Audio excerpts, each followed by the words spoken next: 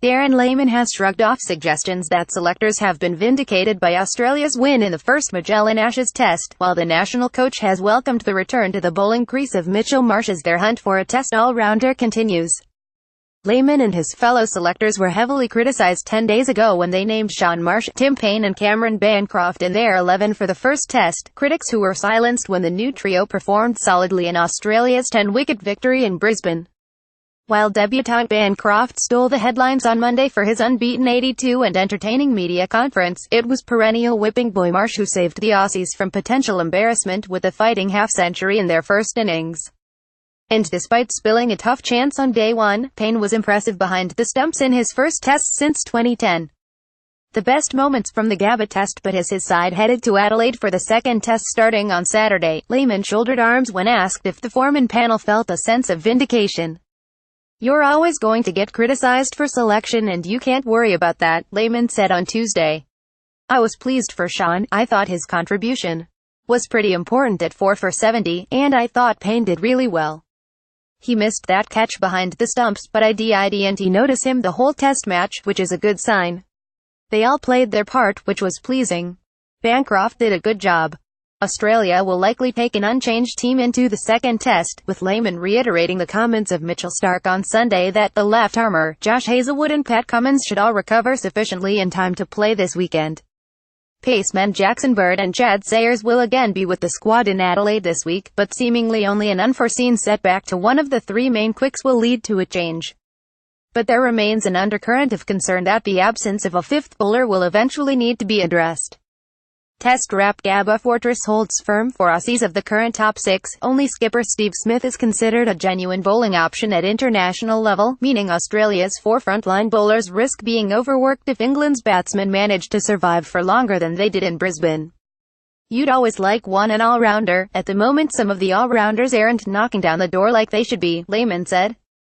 "If you look at the past, you didn't have an all-rounder, but you had Steve and Mark Waugh who took 150 Test wickets. So there's an all-rounder in itself.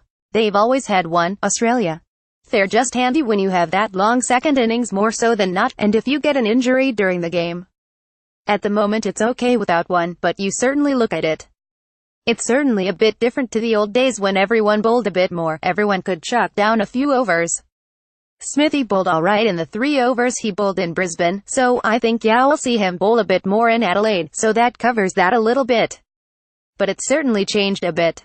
Thriller at the WACA goes down to the final over as Australia cruised to victory on Monday. The younger Marsh brother took a big step in his push to regain his Test spot by bowling in a first-class game for the first time since March.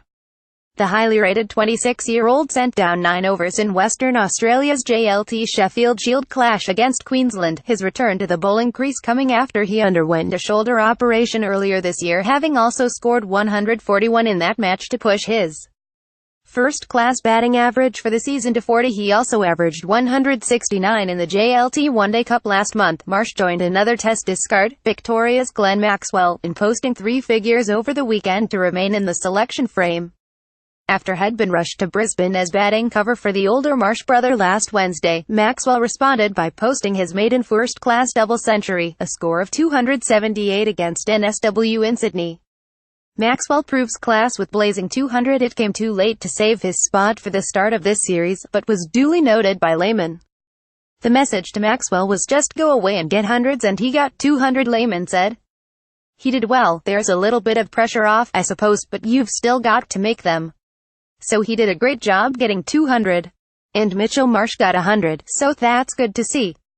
We rate him highly and his output with the bet's been really impressive this summer. He's an option with another few all-rounders if we go down that path, but it's good to see him back bowling." 201,718 international fixtures. Magellan Ashes Series Australia Test Squad: Steve Smith C, David Warner VC, Cameron Bancroft, Usman Khawaja, Peter Hanscom, Shaun Marsh, Paine Week, Mitchell Starc, Pat Cummins, Nathan Leone, Josh Hazlewood, Jackson Bird, Chad Sayers. England Test Squad: Joe Root C, James Anderson VC, Moeen Ali, Johnny Bairstow, Jake Ball, Gary Ballance, Stuart Broad, Alistair Cook, Mason Crane, Tom Curran, Ben Foakes, David Malin, Craig Overton, Ben Stokes, Mark Stoneman, James Vince, Chris Wokes. First Test Australia won by 10 wickets. Scorecard second test Adelaide Oval, December 26, day night. Tickets third test WACA Ground, December 14-18. Tickets fourth test MCG, December 26-30. Tickets fifth test SCG, January 48 Pink Test. Tickets Gillette ODI Series v England first ODI MCG, January 14th. Tickets second ODI Gabba, January 19th. Tickets third ODI SCG, January 21st. Tickets fourth ODI Adelaide Oval, January 26th. Tickets fifth ODI Perth Stadium, January 28th. Tickets Prime Minister's 11 p.m.'s 11 v England Manuka Oval, February 2nd. Tickets Gillette T20 Trans-Tasman Tri-Series first T20I Australia v NZ, SCG, February 3rd. Tickets second T20I, Australia v England, Blundstone Arena, February 7th. Tickets third T20I, Australia v England, MCG.